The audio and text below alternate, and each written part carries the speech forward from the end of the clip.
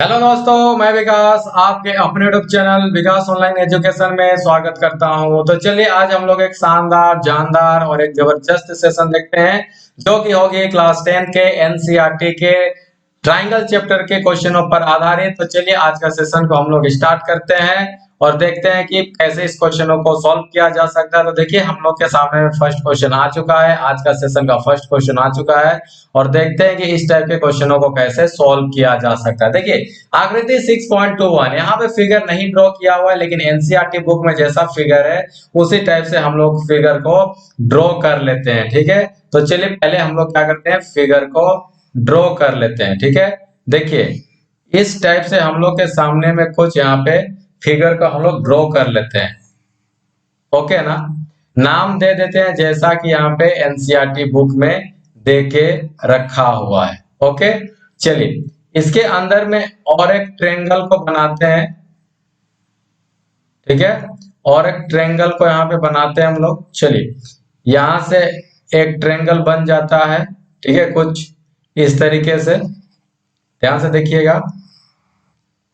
देखिए यहाँ पे नाम दे देते हैं हम लोग ए बी, और ये क्या होगा सी हो जाएगा।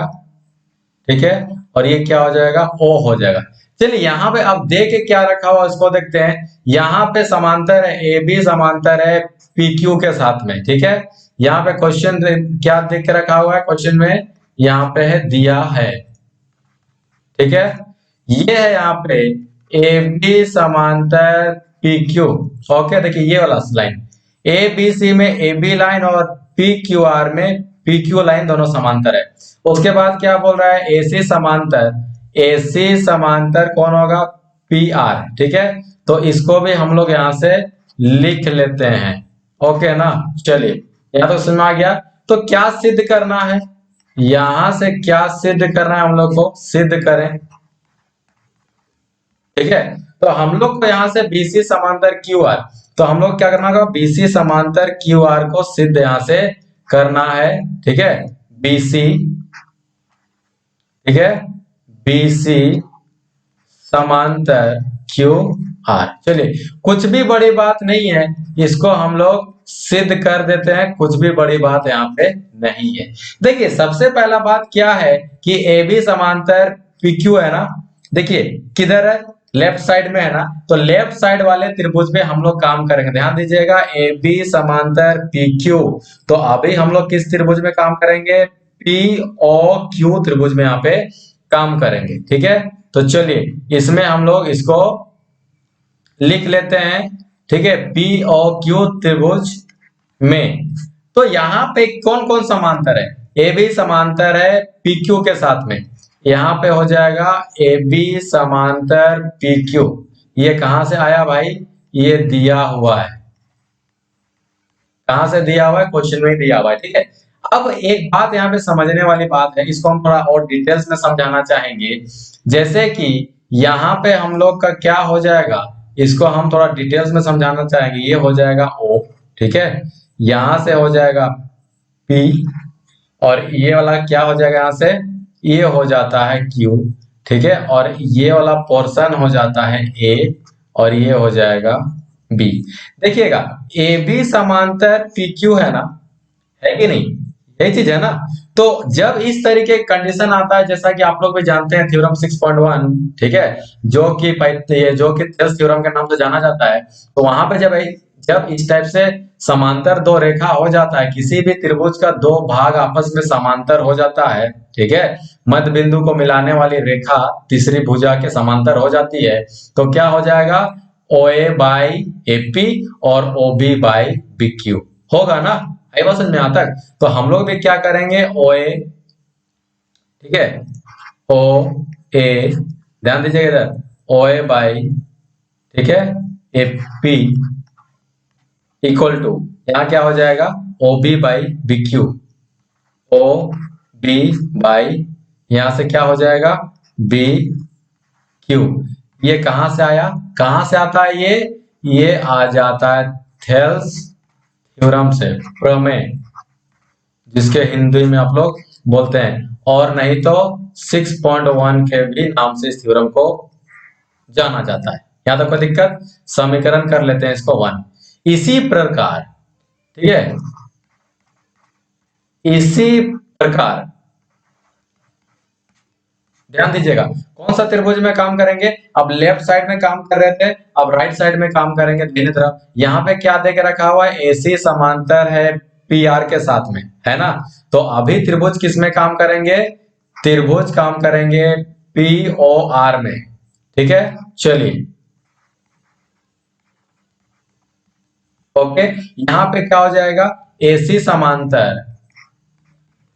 समांतर PR, ठीक है ना, दिया हुआ क्वेश्चन से, ये दिया हुआ है, ठीक है, ये दिया हुआ है। तो जब इस तरह की कंडीशन, फिर से यही कंडीशन यहाँ पे आ रहा है हम लोग का ना, फिर से बस यहाँ पे क्या हो जाएगा, यहाँ पे बस नाम चेंज हो जाएगा, ये वाला नाम हो जाता है A का A ही रह जाएगा, और ये वाला नाम क्या हो जाएगा, C हो जाएगा, और यहाँ से क्या हो जाएगा, R हो जाएगा। आई बात समझ में। और दोनों AC समांतर कौन हो जाता है, यहाँ से PR हो जाता है। तो ऐसा सिचुएशन में क्या हो जाएगा, OA बाई AP और OC बाई CR, कोई दिक्कत है यहाँ से, ठीक है। तो ये क्या हो जाता है हम लोग के सामने में, OA by AP equal to OC by CR, ठीक है। ये कहां से आ जाएगा, थ्योरम से, ठीक है, जिसको आप लोग 6.1 के सभी नाम से जानते हैं। ये समीकरण 2 हो गया। अब एक बात को समझिएगा, समीकरण 1 और 2 में दो चीज कॉमन हो रहा है, OA बाई AP दोनों कॉमन हो रहा है ना, ठीक है। ये देख रहे हैं ना, देखिए यहाँ से ये वाला पोर्शन और ये वाला पोर्शन दोनों सेम हो रहा है ना। तो हम लोग क्या लिखेंगे यहाँ पे, समीकरण 1 तथा समीकरण 2 से यहां देखिएगा ये दोनों कॉमन हो जा रहा है, तो ये हम लोग का क्या होगा, OB बट्टा BQ इक्वल टू, यहां से क्या हो जाएगा, OC बट्टा CR, ठीक है। क्योंकि OA बाई AP यहां से क्या होगा, दोनों कैंसिल हो जाएगा ना, दोनों इक्वल है, दोनों इक्वल है ना, इसलिए हम लोग का क्या हो जाता है, यहां से बच जाएगा OB बट्टा BQ, और यहां से दोनों OC बट्टा CR दोनों क्या हो जाएगा, इक्वल इक्वल होगा। अब यहाँ पे समझने वाली बात है, यहाँ पे हम दूसरा कलर पेन से लिखने वाले हैं। अब बात को यहाँ पे समझिएगा आप लोग, ठीक है। देखिए OB बट्टा BQ, OB बट्टा BQ और OC बट्टा CR, यानी कि OC बट्टा CR ऐसा कब होता है, ऐसा कब होता है, जब हम लोग के सामने में BC बट्टा QR समांतर होगा तब तो ऐसा होगा। BC बट्टा QR, BC और QR आपस में दोनों समांतर, ये दोनों रेखा आपस में समांतर होगा तब तो OB बट्टा BQ होगा और OC बट्टा CR होगा। लेकिन ये ऑलरेडी हम लोग का OB बट्टा BQ और OC बट्टा CR है, इसका मतलब यहाँ पे क्या हो जाएगा, इसका मतलब ये होता है कि BC समांतर कौन हो जाएगा, QR, ठीक है। यहां कौन सा थ्योरम, 6.2 थ्योरम यहां पे काम कर रहा है, यानी कि थेल्स का विलोम, ठीक है, थेल्स का विलोम, या फिर 6.2, ये आप लोग जानते हैं थ्योरम। आई बात समझ में, बहुत ही डिटेल्स में यहाँ पे समझाए हैं, ठीक है। चलिए अब चलते हैं यहाँ पे नेक्स्ट क्वेश्चन की ओर। देखिए नेक्स्ट क्वेश्चन हम लोग के सामने में आ चुका है, और इसको कैसे बनाना है देखिएगा। यहाँ पे क्या बोलता है, 6.1 थ्योरम जो है उसका प्रयोग करते हुए सिद्ध कीजिए, ठीक है भाई, एक त्रिभुज के एक भुजा के मध्य बिंदु। चलिए यहां से क्या करते हैं हम लोग, एक पहली बात तो त्रिभुज को यहां से बना लेते हैं, ठीक है, एक त्रिभुज को यहां से हम लोग जो है बना लेते हैं। अब इसके बाद बनाने के बाद क्वेश्चन को हम लोग रीड करेंगे और देखते हैं कि ये क्वेश्चन यहां से क्या बोलता है, ठीक है। चलिए नाम दे देते हैं ABC, कुछ भी नाम दीजिए, नाम में तो यहाँ कुछ रखा नहीं है, ठीक है। चलिए यहाँ पे क्या बोलता है, सिद्ध कीजिए कि त्रिभुज की एक भुजा के मध्य बिंदु। तो चलिए इसको हम लोग यहाँ पे M मान लेते हैं मध्य बिंदु। ठीक है, मध्य बिंदु से होकर दूसरी भुजा के समांतर, इसका मतलब मध्य बिंदु से होकर दूसरी भुजा के समांतर, दूसरी भुजा कौन हो जाएगा, बीसी। ठीक है, तो हम लोग यहाँ पे दिया हुआ क्या क्या है उसको भी देख लेते हैं। दिया हुआ क्वेश्चन में क्या है, ठीक है, माना कि एम एम है ना, माना कि एम बिंदु, ठीक है, थोड़ा सा इसको हम लोग करते हैं एम बिंदु। ठीक है, चलिए, माना कि एम बिंदु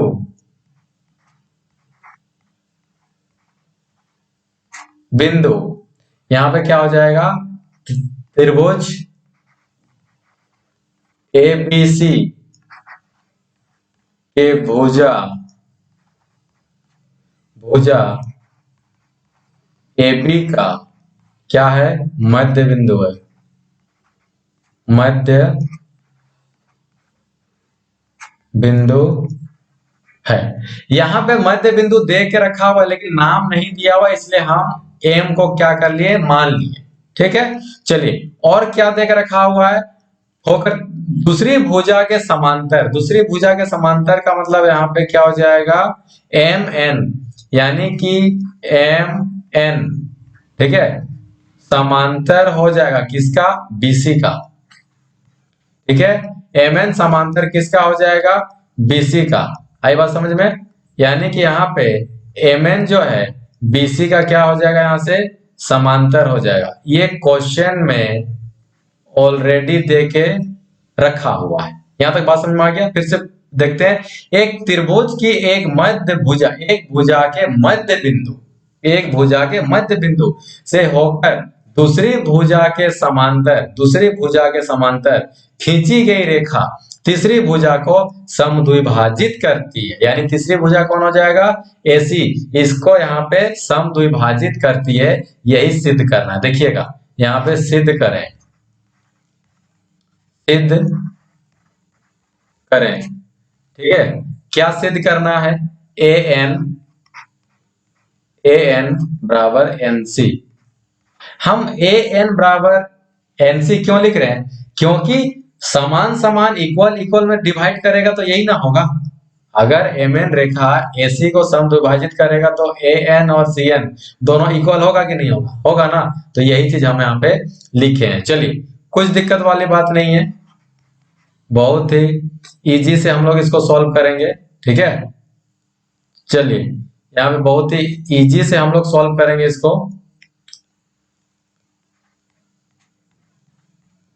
देखिए यहाँ पे क्या हो जाएगा, बहुत ही सिंपल है, बहुत ही सिंपल है। यहाँ पे 6.1 थ्योरम का काम कर रहे हैं। चूंकि चूंकि त्रिभुज एबीसी में यहाँ पे कौन हो जाएगा, एम एन समांतर बीसी, एम एन समांतर क्या हो जाएगा, बीसी, है ना। ठीक है, एम एन समांतर क्या हो जाएगा, बीसी। इसीलिए इसीलिए यहां पे क्या हो जाएगा, ए एम बट्टा M B equal to A N बट्टा एन सी। यहां तक कोई दिक्कत, कहां से आ रहा है भाई, ये थेल्स थ्योरम से आ रहा है। ठीक है, जो कि आप लोग 6.1 के भी नाम से जानते हैं। अब यहां पे ए एम बट्टा ए एम लिख सकते हैं, ए एम बट्टा ए एम लिख सकते हैं। ऐसा क्यों लिखने बोल रहे हैं क्योंकि एम जो है, एम ए बी का ये क्या है, मध्य बिंदु है। ठीक है, एम ए बी का, ठीक है, क्या हो जाएगा, ये मध्य बिंदु है। ठीक है। तो अब यहाँ पे मध्य बिंदु है, इसका मतलब ए एम और एम बी दोनों क्या होगा, इक्वल ना होगा। तो हम लोग क्या लिख दिए यहाँ पे, ए एम और एम बी को ए एम ही लिख दिए, ठीक है। तो दोनों ये कटेगा तो 1 आ जाएगा, 1 इक्वल टू क्या हो जाएगा यहाँ से, ए एन बट्टा एन सी। अब इसको तिरछा गुना कर दीजिए, तो तिरछा गुना करने से क्या हो जाता है, ये हो जाएगा A N equal to N C. अब ए एन बराबर एन सी कब होगा, अब एक बात बताइए, ए एन बराबर एन सी कब होगा, जब एन जो है एसी भुजा का क्या होगा, मध्य बिंदु होगा। आएगा समझ में, कोई दिक्कत है यहां तक? चलिए अब इसको हम अलग कलर पेन से यहां से लिख लेते हैं, ठीक है, ताकि आप लोग को भी ये दिख सकते, अर्थात अर्थात अर्थात क्या हो गया, अर्थात अर्थात यहां से अर्थात यहां से लिख दीजिए, ठीक है, दूसरी भुजा के समांतर खींची गई तीसरी भुजा को, ठीक है, समद्विभाजित करती है। अर्थात यहां से क्या हो जाएगा, ठीक है, यहां से लिख देते हैं, अर्थात त्रिभुज की एक भुजा के मध्य बिंदु मध्य बिंदु मध्य बिंदु से होकर दूसरी भुजा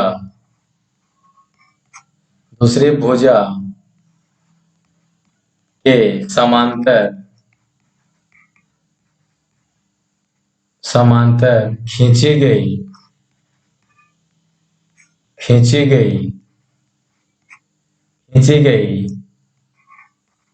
तीसरी, ठीक है, तीसरी भुजा है ना, भुजा को समद्विभाजित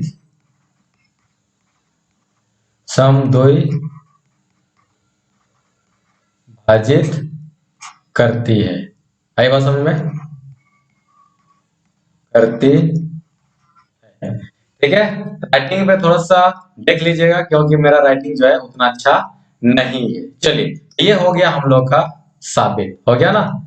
चलिए अब चलते हैं हम लोग जो है नेक्स्ट क्वेश्चन की ओर चलते हैं और देखते हैं कि इस क्वेश्चन को भी कैसे सॉल्व कर सकते हैं। चलिए नेक्स्ट क्वेश्चन की ओर देखिए, नेक्स्ट क्वेश्चन हम लोग के सामने में आ चुका है और देखते हैं कि इस क्वेश्चन को हम लोग कैसे सॉल्व कर सकते हैं। देखिए क्वेश्चन को पहले पढ़ते हैं। देखिए थ्योरम 6.2 में प्रयोग करते हुए ये सिद्ध कीजिए, 6.2 थ्योरम का को देखते हुए सिद्ध कीजिए बोल रहा है कि एक त्रिभुज की किन्हीं दो भुजाओं के मध्य बिंदुओं को, ठीक है ना। चलिए तो इसका मतलब यहाँ पे एक त्रिभुज सबसे पहले यहाँ पे हम लोग क्या कर लेते हैं, बना लेते हैं। देखिएगा यहाँ पे क्या करेंगे हम लोग, एक त्रिभुज बना लिए, ए बी सी। अब यहाँ पे क्या हो जाएगा, यहाँ पे ले लेते हैं हम लोग डी और ये यहां से ले लेते हैं ई, ठीक है। ये भी क्या हो जाएगा, समांतर है, डी ई समांतर बीसी है, ध्यान दीजिएगा यहाँ पे, ठीक है। क्या क्या देख रखा हुआ है, एक त्रिभुज के किन्हीं दो भुजाओं के मध्य बिंदु, हम यहाँ पे लिख ले रहे हैं पहले क्या क्या दिया हुआ है, ठीक है। उसके बाद हम क्वेश्चन को फिर से समझा देते हैं आप लोग को कि क्वेश्चन क्या बोल रहा है, ठीक है ना। चूंकि डी डी कोमा ई बिंदु है ना, बिंदु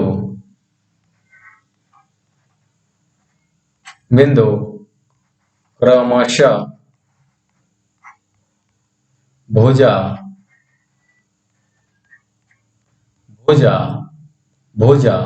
ए बी और AC का क्या हो जाएगा, मध्य बिंदु है, मध्य बिंदु मध्य बिंदु है, ठीक है। और क्या देकर रखा हुआ है भाई, को मिलाने वाली रेखा तीसरी भुजा के समांतर होती है, ठीक है। चलिए तो क्वेश्चन अब समझते हैं हम लोग। क्वेश्चन क्या बोल रहा है कि 6.2 थ्योरम का प्रयोग करते हुए, जैसे जो कि थेल्स का बीपीटी है, ठीक है, 6.1 थ्योरम का जस्ट ऑपोजिट है जो कि उल्टा है, उसका प्रयोग करते हुए ये हम लोग को साबित करना है कि एक त्रिभुज की किन्हीं दो भुजाओं के मध्य बिंदु, इसका मतलब कि एक त्रिभुज एबीसी है और उसका दोनों भुजा का मध्य बिंदु को मिलाने वाली रेखा यानी कि डीई तीसरी भुजा के समांतर होती है, यानी कि डीई समांतर क्या होना चाहिए, बीसी होना चाहिए। यही हम लोग को क्या देकर रखा हुआ है, ये सिद्ध करना है,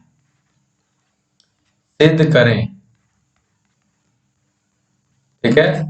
यहां से क्या सिद्ध करना है, यहां से डी ई समांतर बीसी, इसी को यहां से क्या करना है, साबित करना है, ठीक है। बहुत ही इजी क्वेश्चन है, कोई भी दिक्कत नहीं है। चलिए आ जाते हैं हम लोग अपना काम में, प्रमाण में आ जाते हैं। ओके, अब यहां पे देखने वाली बात यह हम लोग के सामने में, ठीक है। जब यहां पे चूंकि चूंकि चूंकि यहां पे क्या करेंगे, क्योंकि त्रिभुज ए बी सी में यहां पे क्या है, यहां पे हम लोग का ए बी ए डी बट्टा डी, ये ए बी जो है ना हम लोग का डी बिंदु जो है ना, ए बी का क्या हो जाएगा, यहाँ पे ए बी भुजा का डी बिंदु क्या है, मध्य बिंदु है। इसका मतलब क्या होगा, दोनों भुजा आपस में क्या होगा, बराबर होगा, ठीक है ना। तो हम लोग यहाँ पे क्या कर लेते हैं, यहां से हम लोग कर लेते हैं इस तरीके से कि ए ई ठीक है बट्टा ई सी, ठीक है। इसको हम लोग यहाँ पे नहीं लिखते हैं, कहाँ गया क्वेश्चन हम लोग का,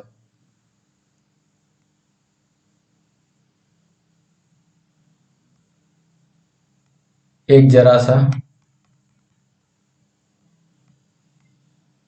ठीक है, थोड़ा सा ले लेते हैं हम लोग इसको। चलिए तो त्रिभुज एबीसी में क्या हो जाएगा, यहां पे हम लोग का भुजा ए बी का मध्य बिंदु कौन होगा, डी होगा ना। चलिए तो हम लोग क्या करते हैं, यहां से आ जाते हैं ए डी बट्टा, है ना, डी बी, ओके, ठीक है। यहां तक समझ आ रहा है ना बात, इक्वल टू यहां से क्या हो जाएगा, ए ई बट्टा ई सी। चलिए यहां तक हम लोग लेके चलते हैं, एक अंदाज में लेकर के चलते हैं, ठीक है। लेकिन यहां पे हम लोग क्या कर सकते हैं, एडी बट्टा एडी कर सकते हैं, एडी बट्टा क्या हो जाएगा, एडी हो जाएगा, ठीक है। ऐसा क्यों हो रहा है, ऐसा क्यों हो रहा है, ठीक है। और यहां से हम लोग क्या कर सकते हैं, ए ई बट्टा ई सी हो जाएगा, ठीक है। और इसी को हम लोग ए ई भी लिख सकते हैं, ठीक है ना। इसको हम लोग क्या लिख सकते हैं, ईसी भी लिख सकते हैं, यानी कि ईसी को हम लोग क्या लिख सकते हैं, ए ई भी लिख सकते हैं, ए ई। चलिए ये ऐसा क्यों हो रहा है, क्योंकि डी और ई क्या हो जाएगा, मध्य बिंदु है, मध्य बिंदु, ठीक है। आई बात समझ में, जब ये दोनों मध्य बिंदु है, ध्यान से समझिएगा बात को, थोड़ा टाइम लीजिए लेकिन समझिए बात को, कि जब ए बी का मध्य बिंदु डी है, इसका मतलब दोनों पार्ट इक्वल होगा कि नहीं होगा, होगा ना। तो हम लोग एडी बाई एडी लिख सकते हैं यहाँ पे, और जब ई जो है एसी का मध्य बिंदु है, तो दोनों इक्वल होगा कि नहीं होगा, होगा ना। तो AE बाई EC को हम लोग AE बाई AE लिख सकते हैं। दोनों यहां से क्या हो जाएगा, ये कट जाएगा, 1 इक्वल टू 1 आ गया। आई बात समझ में। इसीलिए जब यहाँ पे दोनों मध्य बिंदु है तो इसका मतलब क्या हो गया, इसका मतलब ऐसा कब होगा, इसका मतलब ये हो गया कि दोनों जो है हम लोग के सामने में दोनों क्या हो जाएगा, इक्वल हो जाएगा। आई बात समझ में। अर्थात क्या हो जाएगा यहाँ पे, अर्थात DE, ठीक है, DE समांतर क्या हो जाएगा हम लोग के सामने में, DE समांतर BC हो जाएगा। ठीक है, DE समांतर क्या हो जाएगा, DE समांतर BC। ठीक है, या तो कोई दिक्कत नहीं ना। चलिए नेक्स्ट क्वेश्चन की ओर चलते हैं हम लोग। अब नेक्स्ट क्वेश्चन हम लोग के सामने में आ चुका है और देखते हैं कि कैसे इसको हम लोग सॉल्व कर सकते हैं। देखिए यहाँ पे क्या देख रखा हुआ है, ABCD एक समलम है। चलिए सबसे पहला बात, एक हम लोग यहाँ पे क्या करेंगे, समलम को बना लेते हैं। चलिए समलम एक हम लोग यहाँ से इस तरीके से बना लेते हैं, है ना। समलम बना लेते हैं, नाम हो जाएगा ABCD, ABC और यहां से क्या होगा D। चलिए अब समलम है और क्या बोलता है यहाँ पे, और क्या बोल रहा है, ABCD एक समलम है। चलिए यहां से हम लोग दिया है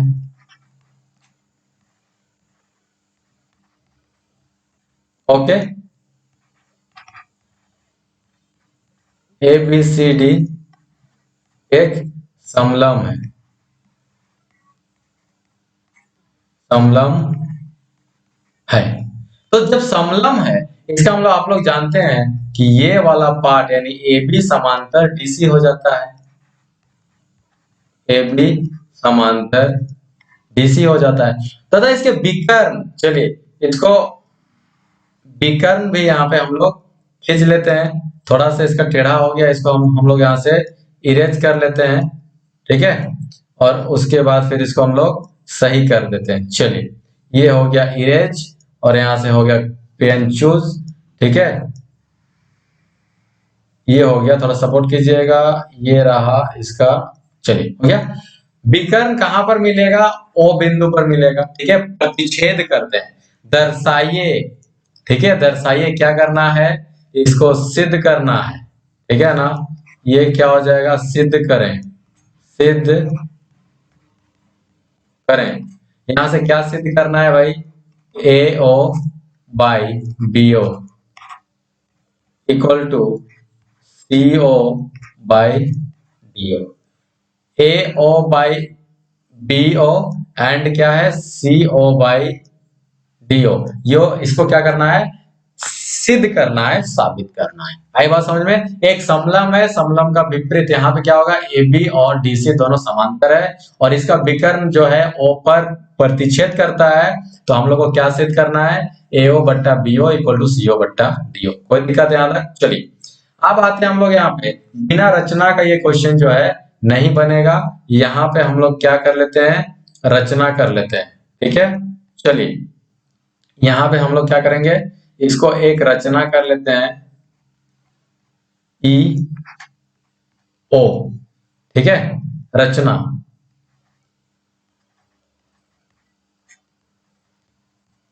रचना क्या कर लेते हैं, EO समांतर AB समांतर BC। या तो कोई दिक्कत। देखिए हम लोग क्या करते हैं ना, एक रचना कर लेते हैं कि EO समांतर AB के समांतर एक रेखा EO खींच लेते हैं। जब EO AB के समांतर है इसका मतलब EO जो है DC के भी समांतर होगा, क्योंकि ABCD क्या है, एक समलम है। यहाँ तक कोई दिक्कत, कोई दिक्कत है नहीं ना। तो चलिए अब आते हैं क्वेश्चन में, ठीक है। अब करते हैं सिद्ध प्रमाण। चलिए तो अब हम लोग इसको कैसे सिद्ध करते हैं देखिएगा, ठीक है। चलिए त्रिभुज किस में काम करेंगे, सबसे पहला बात ADC में, ठीक है ना, ADC में काम करेंगे। यानी कि त्रिभुज डी सी में, आई बात समझ में। यहां पे ए डी सी में कौन हो जाएगा, ईओ, ईओ समांतर डीसी, यानी कि ईओ समांतर कौन हो जाएगा, डीसी हो जाएगा। इसका मतलब समझ में आ रहा है कि ए ई बट्टा ईडी, ए ई बट्टा ईडी, ईडी इक्वल टू, यहां से क्या होगा, एओ बट्टा ओसी, एओ बट्टा ओसी। ये कहां से आया भाई, ये कहां से आता है, आप ही लोग खुद देखिए ना। ए डी सी में यो समांतर कौन हो जाएगा, यहां पे डीसी हो जाएगा। कहां से, रचना से, रचना से। तो 6.1 थ्योरम काम कर रहा है कि नहीं काम कर रहा है, ठीक है। तो ये हो जाता है यहाँ पे थेल्स थ्योरम के द्वारा, थेल्स, ठीक है, थेल्स के द्वारा ये हो गया, जिसको 6.1 के भी नाम से हम लोग जानते हैं। आई बात समझ में। समीकरण 1, कोई दिक्कत यहाँ तक है नहीं ना। अब त्रिभुज किस में काम करेंगे, त्रिभुज ध्यान दीजिएगा। अब त्रिभुज हम लोग काम करेंगे ए बी डी में, ठीक है।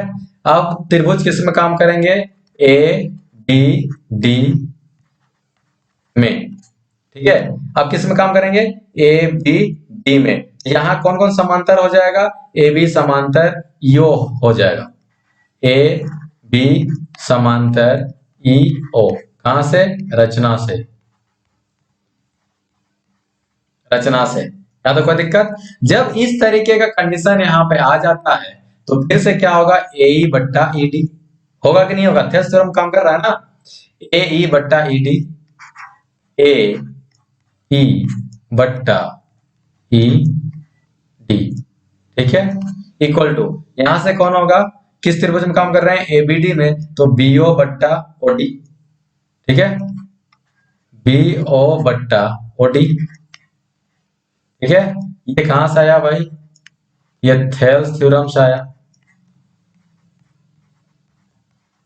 ठीक है, जिसको 6.1 के भी नाम से हम लोग जानते हैं यहाँ पे। कोई दिक्कत, समीकरण ये हो जाता है 2।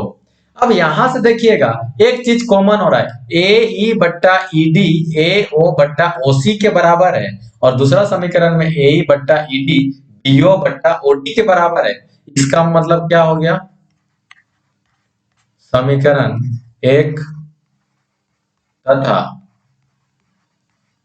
समीकरण 2 से ये क्या हो जाएगा, दोनों आपस में बराबर हो जाएगा, यानी कि ए ओ बट्टा ओ सी बराबर बीओ बट्टा ओडी, ठीक है। चलिए क्या सिद्ध करना है, एओ बट्टा सीओ। अब यहां पे ध्यान से समझिएगा इस बात को, अगर एओ बट्टा, ध्यान से देखिएगा, ए ओ बट्टा कौन इक्वल है, बीओ का इक्वल है ना, ए ओ बट्टा बीओ है ना, दोनों इक्वल, ए ओ और बीओ क्या है, दोनों इक्वल है ना। तो ये लोग को हम लोग एक अनुपात में लिख सकते हैं, लिख सकते हैं ना, जैसा कि मध्य बिंदु में इससे पहले हुआ था, जब दोनों ए ओ बराबर बी ओ है तो इन लोगों को एक अनुपात में लिख सकते हैं।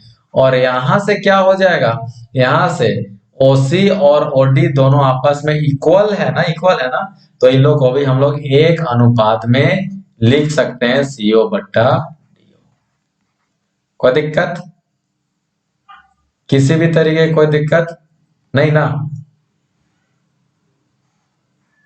चलिए ये हो गया सिद्ध, प्रमाणित जिसको बोलते हैं, ठीक है, इंग्लिश में भी लिख दे रहे हैं, ठीक। चलिए आ गया, समझ में आ गया बात। चलिए नेक्स्ट क्वेश्चन की ओर चलते हैं हम लोग। नेक्स्ट क्वेश्चन हम लोग के सामने में आ चुका है और देखते हैं कि इसको हम लोग कैसे बना सकते हैं। चलिए, एक चतुर्भुज एबीसीडी, ठीक है, एक चतुर्भुज एबीसीडी के विकर्ण ओ पर इस प्रकार मिलते हैं कि प्रतिच्छेद करते हैं कि ए ओ बराबर सी ओ है, दर्शाइए कि एबीसीडी एक समलंब। देखिए 9 नंबर का क्वेश्चन और 10 नंबर का क्वेश्चन बिल्कुल विपरीत है, एक दूसरे का विपरीत है। 9 नंबर का क्वेश्चन में क्या बोल के रखा हुआ था कि एबीसी एक समलंब है, और ये हम लोग को सिद्ध करने वाला था। लेकिन यहाँ पे 10 नंबर का क्वेश्चन में क्या बोल रहा है, ये दिया हुआ है और अभी क्या करने बोल रहा है, सिद्ध करने बोल रहा है, एबीसीडी एक समलंब। चलिए तो कोई दिक्कत वाली बात नहीं है। एक हम लोग क्या कर लेते हैं, चतुर्भुज को बना लेते हैं, ठीक है। चलिए एक यहाँ पे हम लोग क्या कर लेंगे, चतुर्भुज को बना लेते हैं। इस तरीके से एक चतुर्भुज को बना लेते हैं, ठीक है। चतुर्भुज बना लेते हैं। यहां से भी एक विकर्ण ले लेते हैं, ओ हो जाएगा यहाँ पे नाम A B C D, C D रख देते हैं। और क्या क्या दिया हुआ है भाई यहाँ पे, चलिए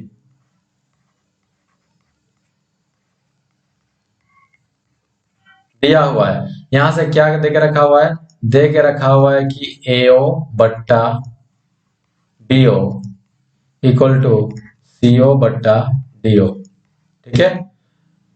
और क्या करना है, और तो कुछ नहीं करना है, तो यहां से करना है सिद्ध, सिद्ध करें। क्या सिद्ध करना है, ABCD एक, ABCD एक क्या है, समलम है, समलम है।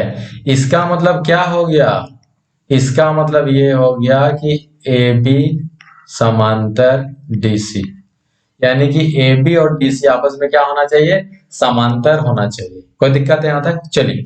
अब हम लोग यहाँ पे बिना रचना का क्वेश्चन तो बनेगा नहीं, तो रचना यहाँ पे करेंगे हम लोग। तो रचना को हम लोग क्या करते हैं, अलग पेन से लिखते हैं रचना।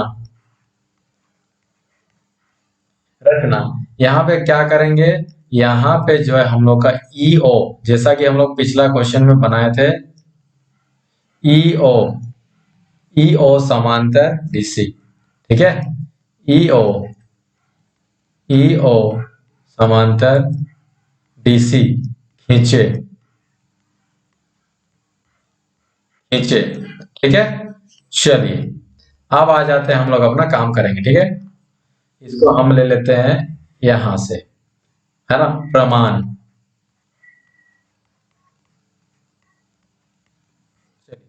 तो किस त्रिभुज में काम करेंगे हम लोग, सबसे पहले हम लोग को क्या दे के रखा हुआ है, ये वाला दे के रखा हुआ है ना, दे के रखा हुआ है AO बट्टा BO इक्वल टू क्या दे के रखा हुआ है, CO बट्टा DO। एक बात को समझिए यहाँ पे, जब A और CO दोनों आपस में इक्वल है ना, तो इन लोग को हम लोग क्या लिख सकते हैं, दोनों को एक अनुपात में ला के लिख सकते हैं, AO बट्टा CO। और ये BO और DO भी दोनों आपस में इक्वल है, तो इन लोग को भी हम लोग BO बट्टा DO लिख सकते हैं। कोई दिक्कत है यहाँ तक, समीकरण एक, कोई दिक्कत नहीं है, ठीक है। चलिए अब हम लोग त्रिभुज किसमें काम करेंगे, अब त्रिभुज ADC में। अब त्रिभुज ADC में, तो ADC में क्या हो जाएगा, ADC में यहां पे होगा EO समांतर DC, EO समांतर यहाँ पे क्या DC है, कैसे भाई, रचना के द्वारा, रचना से यहां से क्या करेंगे, रचना से, तो रचना के द्वारा यहाँ पे क्या हो जाएगा, ईओ समांतर डीसी है। चलिए भाई, तो जब ईओ समांतर डीसी है, तो यहाँ पे थेल्स थ्योरम के जैसा काम कर रहा है, ए ई बट्टा डी होगा ना, ए ई बट्टा ई डी इक्वल टू यहां से एओ बट्टा ओसी, ठीक है, एओ, AO बट्टा OC, ठीक है, AO बट्टा OC। ये कहां से आया भाई, थेल्स के द्वारा, थेल्स थ्योरम के द्वारा, प्रमेय के द्वारा, जिसको हम लोग क्या से जानते हैं, 6.1 के भी नाम से जानते हैं। अब एक बात को देखिएगा यहाँ पे, AE बट्टा ED, ED इक्वल टू, यहां से देखिए समीकरण 1 में AO बट्टा OC या फिर CO, ये इक्वल में कौन है, BO बट्टा DO है। तो AO के जगह पे, AO बट्टा OC के जगह पे हम क्या कर देंगे, हम यहाँ पे रख देते हैं BO बट्टा DO, लिख सकते हैं कि नहीं, ईमानदारी से बोलिए, ठीक है। समीकरण 1 से, समीकरण 1 2, या तो कोई दिक्कत नहीं ना है। अब यहाँ पे समझने वाली बात है, इसी जगह पे काम खत्म हो गया हम लोग का। ए ई बट्टा ई डी और बी ओ बट्टा डी ओ, ये कब होगा, ये ऐसा कब होगा, ध्यान से सुनिए यहाँ पे बात को। ए ई बट्टा ई डी और बी ओ बट्टा ओ डी, ये ऐसा कब होगा, ये ऐसा कब होगा, जब हम लोग का, अर्थात इसलिए हम लोग का क्या हो जाएगा, ए बी बट्टा ईओ, ए बी समांतर ईओ होगा ना। ऐसा जब हुआ इसका मतलब ये ऐसा होगा, यानी कि ए ई बट्टा ई डी बराबर बीओ बट्टा ओ डी चाहे डीओ कब होगा, जब ए बी समांतर ईओ होगा, तब ना ऐसा होगा। यहां तक तो ये समांतर हो गया। अब यहां पे रचना के द्वारा, रचना द्वारा क्या हो चुका है, रचना द्वारा ईओ, ईओ समांतर डीसी है। ध्यान से देखिएगा, रचना द्वारा हम लोग खींचे थे ना, रचना के द्वारा ईओ समांतर डीसी है, और अभी हम लोग लाए ए बी समांतर ईओ, अर्थात यहां पे हम रेड पेन से इसको अभी लिखने वाले हैं, ठीक है, ताकि फिर ये हाईलाइट होगा। अर्थात क्या हो जाएगा, ए बी समांतर कौन, डीसी, ए बी समांतर डीसी, अर्थात फिर से हम लिख रहे हैं यहां पे अर्थात ए बी सी डी एक क्या है, एक समलंब, आ गया, हो गया, साबित हो गया ना, प्रूव्ड हो गया। तो ये क्या हो जाएगा, ए बी सी डी क्या हो जाएगा, एक समलंब हो जाएगा। आई बात, कोई दिक्कत में आई नहीं ना। हम क्या किए, कुछ भी नहीं किए यहाँ पे, हम लोग यहाँ से कुछ भी नहीं किए हैं। जो हम लोग के सामने में दे के रखा हुआ था क्वेश्चन, एओ बट्टा बीओ इक्वल टू सीओ बट्टा डीओ, तो हम क्या किए उसी को, कि यहाँ से एओ बराबर है सीओ के, तो इसको हम लोग क्या किए, एओ बट्टा सीओ कर दिए, बनी बात है। अब एडीसी में हम क्या किए, एडीसी में ईओ समांतर डीसी है रचना के द्वारा, तो एई बट्टा ईडी और एओ बट्टा ओसी, किसके द्वारा, थेस थ्योरम के द्वारा, 6.1 के द्वारा इसको ले आए। अब जब ये एओ बट्टा ओसी है, तो इसके जगह पे हम लोग क्या लिख दिए, बीओ बट्टा डीओ, क्योंकि इसको हम लोग समीकरण के द्वारा लाए हुए थे। जैसे ही एई बट्टा ईडी इक्वल टू बीओ बट्टा डीओ ऐसा होता है, एई बट्टा ईडी इक्वल टू बीओ बट्टा डीओ, ऐसा जब तब होगा जब ए बी बट्टा ईओ होगा समांतर, एई समांतर ईओ होगा। जब ये हो गया, अर्थात मतलब क्या होगा, ए बी समांतर ईओ है, और ईओ समांतर किसको रचना के द्वारा लिया गया है, डीसी को, अर्थात ए बी समांतर डीसी हो गया, अर्थात ए बी सी डी क्या हो जाएगा, समलंब हो गया। कोई दिक्कत नहीं ना। चलिए, क्या समझ में आया, अगर सेशन समझ में आया, ठीक है, तो क्या करना है, लाइक करना है। थोड़ा सा हम लोग इस सेशन में समय को लेते हुए क्वेश्चन को समझे, ठीक है, और शेयर भी करना है दोस्तों तक, और चैनल को सब्सक्राइब करना ना भूले। अगर इसी टाइप का वीडियो चाहिए अच्छा, तो चलिए, वीडियो को अंत तक देखने के लिए, सपोर्ट करने के लिए बहुत बहुत धन्यवाद, थैंक्स। तो चलिए मिलते हैं नेक्स्ट वीडियो में, नेक्स्ट सेशन में कुछ दमदार क्वेश्चनों के साथ। तो चलिए, तब तक के लिए नमस्कार।